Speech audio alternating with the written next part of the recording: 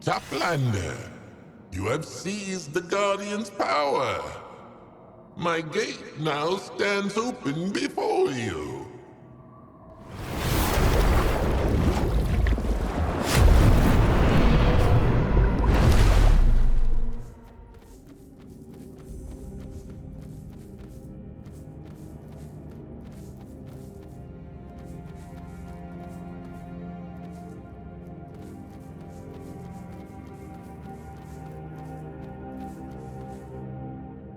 You are a Toplander. My word, you must be quite a sensation in Tumbo. Be careful, they might not let you leave until they've sucked you dry of all your knowledge. Their thirst for anything from the surface is insatiable, trust me. Oh, my name's Vosk. Nice to meet you. Oh, no, I don't quite fit in, but I'm working on that. I've just had not much luck lately. Yes, ever since I was allowed to leave the ulcerate, which in my opinion should never have happened in the first place. I have no great purpose, no craving for knowledge, I just float around uselessly. I'm a complete disgrace of a reefbound. There must have been something wrong with my egg, but no one noticed. Well, just please don't laugh at me. I'm looking for the red floatlings. I heard they hatch in the wild. They swim around freely, soaking up all the knowledge that still floats in the sea. I know it sounds a bit silly, but Josephus told me. Really? Oh, that'd be amazing, thank you. I'll stay here then. You can search elsewhere, and I won't miss them if they come by here.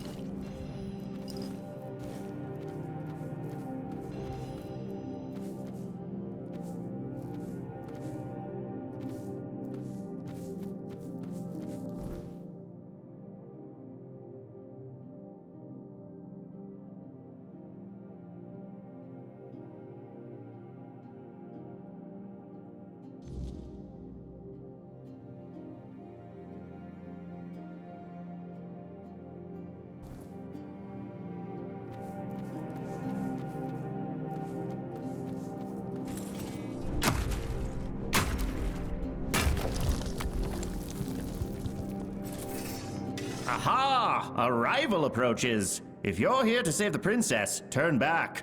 We saw her first. But we haven't seen her yet, remember? Because we're too scared to go in. Hush, you crustacean. I told you already. If you're scared, you can leave. I will stay and save the princess. And then I'll marry her. But you haven't gone in either. And I want to marry the princess too. You don't even know the meaning of the word. You're just a Finbled. And you, what are you still doing here? A princess is the daughter of a king who rules a faraway land. And I am her knight in, well, not very shining armor. Oi, I am a knight too. I have armor, and I brought a gift for her. What? Hiss swore he didn't tell anyone else about the gifts. That shellhead. Anyway, I'm Bruno the Wise, and the Finnblad insists on being called Bruno the Bold. Ugh. Children, I beg your pardon. This is knowledge of the highest order, bestowed upon us by Hiss. We paid a good price for it. Well, an outrageous price, truth be told. But it's all true, hence why we are here.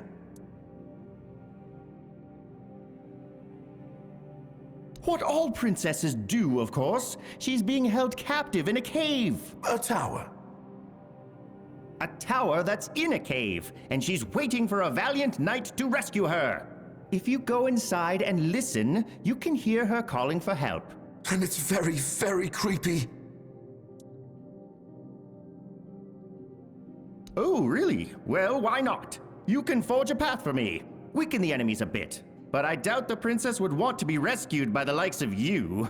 Or who knows, maybe I'll rescue her from you. We'll see how it goes.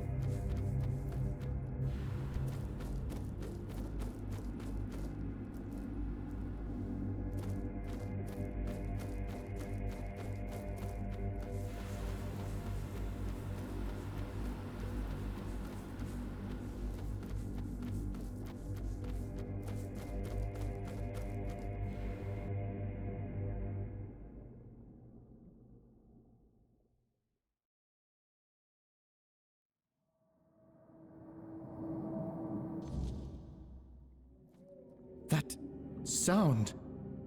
I could feel it vibrate through the water, and then it tore into my very body.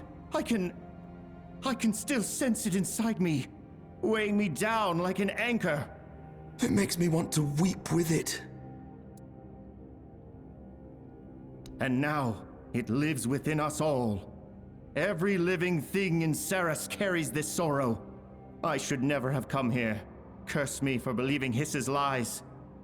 I'm sorry, Toplander. I need to go back home and never, ever leave again.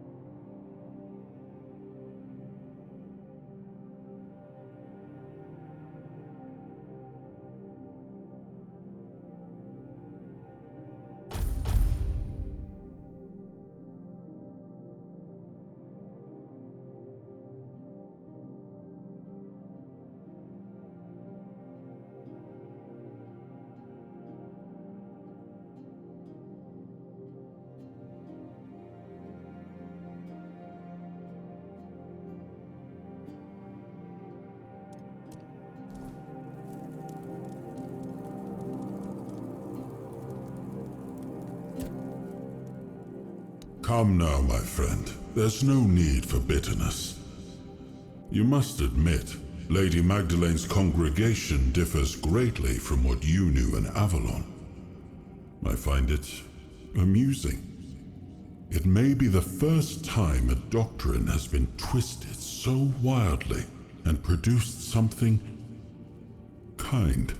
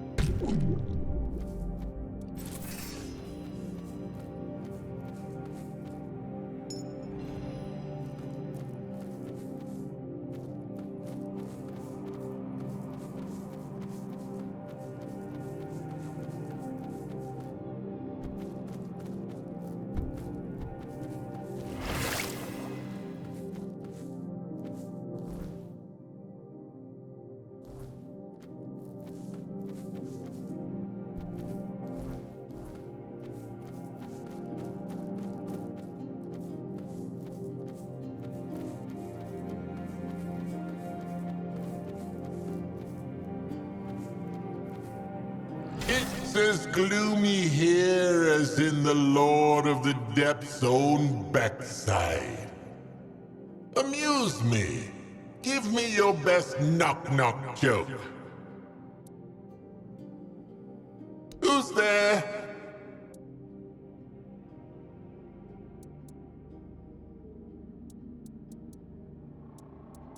A god who?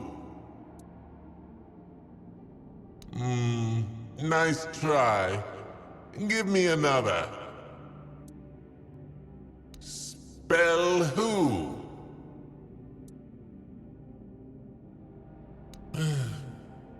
A decent try, yet I find myself unmoved. One more try. Boo-hoo!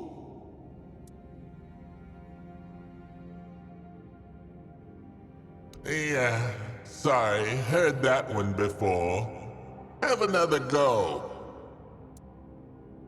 Armageddon who? Not bad. Not amazing. Try again. This again? A god who?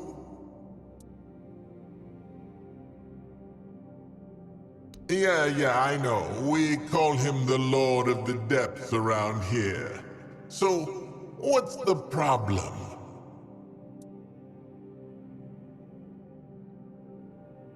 Well, tough luck, buddy.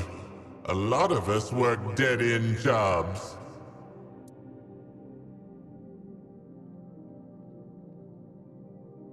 I'm listening.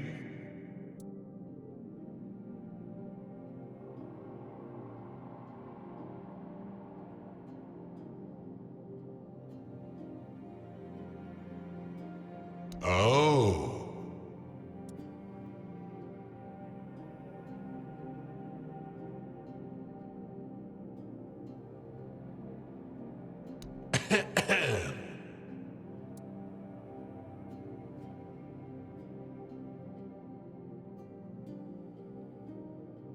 Hmm.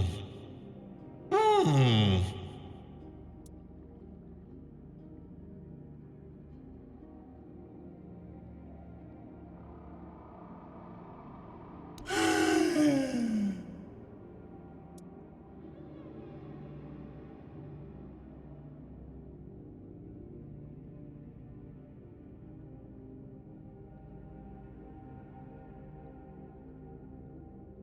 La la la la la la la la, I can't hear you.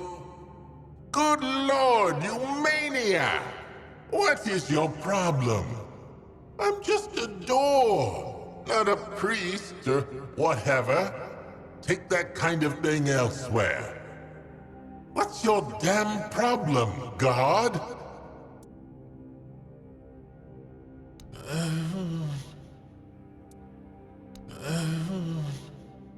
What's there to say? Go. Just go.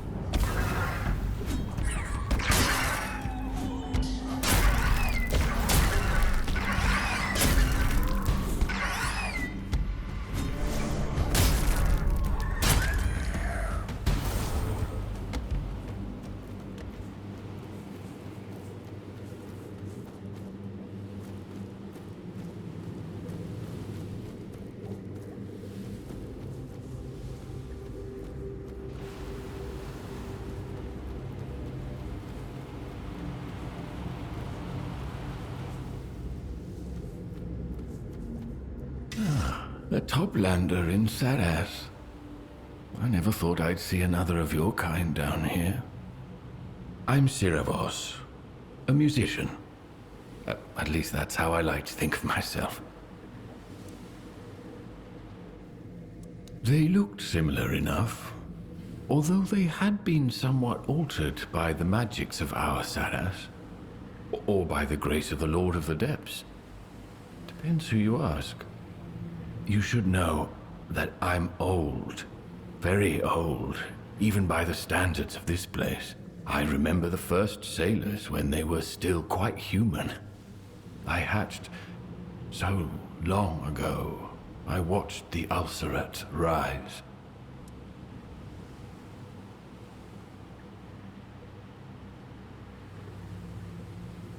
I've been wondering about that myself. I like to think my music has something to do with it. I've seen many fights in my time, and I've fought in quite a few. Then one day I decided to do everything I could to never witness violence again. Maybe that wish is reflected in the tune I play. At least that's what I hope. I'm fairly content with what I have. But since you asked, are you interested in the rule of reciprocity? You do something for me, and I'll repay you with the knowledge of calming sea creatures. It is, especially if you plan on walking near the Ulcerat. All right then, you can help me. Share your knowledge, and I'll give you a melody that will help you tame my restless brothers. Bring me instruments from the surface, one of each kind. Modify them so that I can use them, and I'll repay you with my knowledge. There's a shipwreck nearby. You'll find what you need there.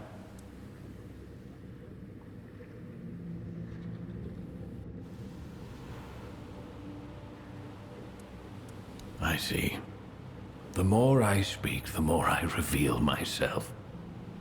You're right. I've seen much. I'm an old reef-bound, as I said. It is true, I wasn't always a musician. Once I was a warrior, one of the first made in Saras.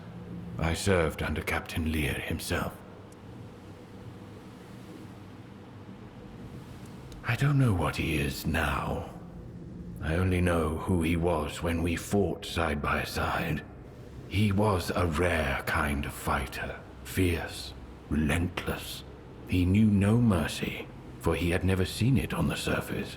But he was fair in his judgments, at least for a time. This place was made by power from the surface, but it is not part of it. You Toplanders like to think of yourselves as individuals, each unique. We are different. We find joy in our community and think as one. When the strength of a single will meets the strength of the whole, not every mind can manage it. And Lear never fused with Saras the way the rest of his crew did. That is why Lady Nimue put the captain to sleep, and only the sound of the organ can wake him. It is now, because that's what Lear made it. With the help of the first generation of the Lord of the Depths children, of whom I am the last. But before we made Saras livable, we shed the blood of those who were here before us. I think as a Toplander from Avalon, you know what I mean. And you think flattery will get you lessons from me? I enjoy talking to you, Toplander, but I promised myself I would not raise my hand to spill blood again, even if it is not my hand. What do you want to know? Knowledge of Saras runs as deep as the oceans it sits in. The beings who live here. I don't like to split us into those more or less important.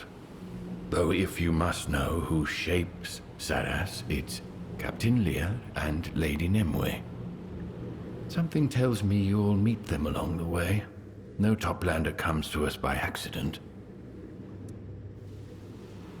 Lying, especially to the barnacles. Lies poison knowledge.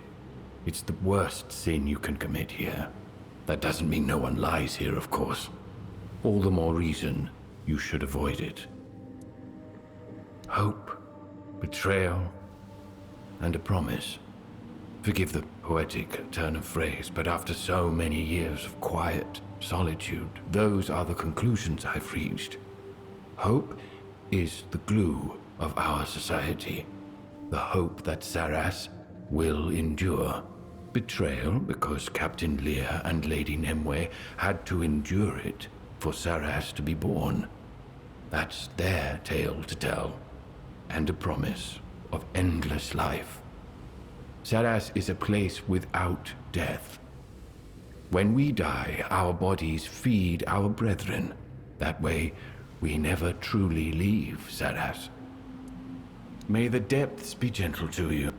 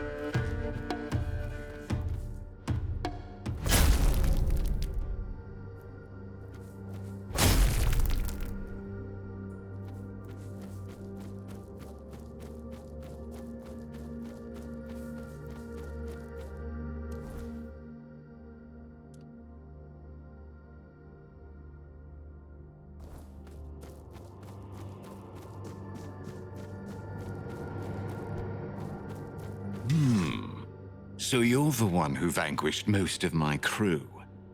I didn't expect you to be so dry-skinned.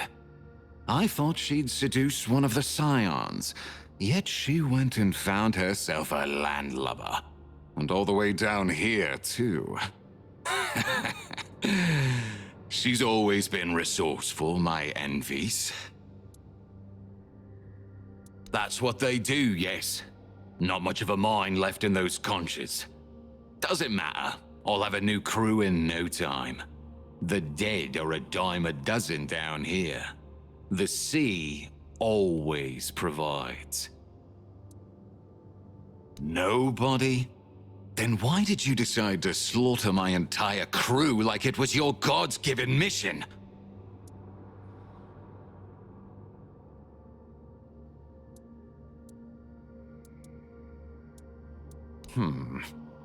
I recall a saying.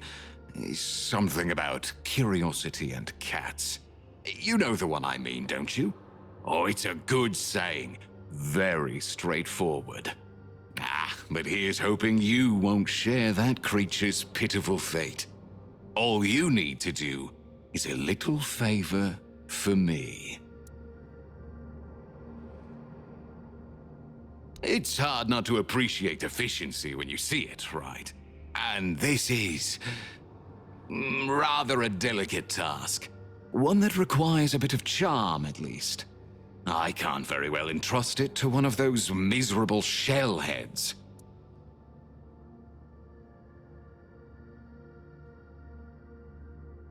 There is a Morgan named Envis. We have, a past. One we've never managed to put behind us. But I believe it's time to mend our bridges. It's so tiresome to stew in grudges for ages and ages. That's why I'd like you to take this ring and return it to her on my behalf. An intimate one. Stormy, like an angry sea. It's an ugly tale on both sides. But sometimes a little ugliness is what it takes to grow. To truly see the one you love for who they are. Envis took my mortal life and gave me this one. I consider it a gift. One I never thanked her for. Yes, and it was the sweetest death. To drown in the embrace of my beloved, lulled by the endless sea. There is no better way to go, and no better way to live. Oh, no, not at all. Revenge has always been my beloved's forte. No, I said that this life is a gift, and I meant it. I believe both Envis and I can now finally be true to our natures. Only, she does not share my enthusiasm. She can be difficult at times. I won't lie, Envis is a temperamental creature. I doubt she'd be, happy to see me, and I'd rather avoid her claws, at least for now. You, on the other hand, you're a sweet morsel, one she won't be able to resist.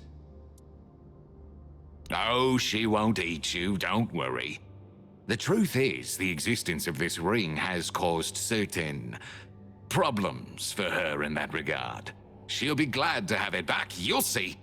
And I'll be glad to, begin afresh. All in all, everyone will be happy, including you. That's it. A simple task, isn't it? Well worth the reward that awaits you, I must say. Of course. And a great deal of it at that. I have hundreds of years of tales to tell. Yet I doubt either one of us would like to waste time on them.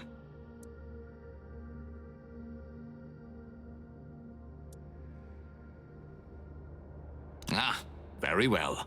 I gave her this ring a long time ago, when we were about to be married. But Fate intervened, and it never came to pass. Anfis gave the ring back, saying I'd always have a piece of her heart. She just didn't know how true that would turn out to be. I never parted with it, even after she pulled me beneath the waves.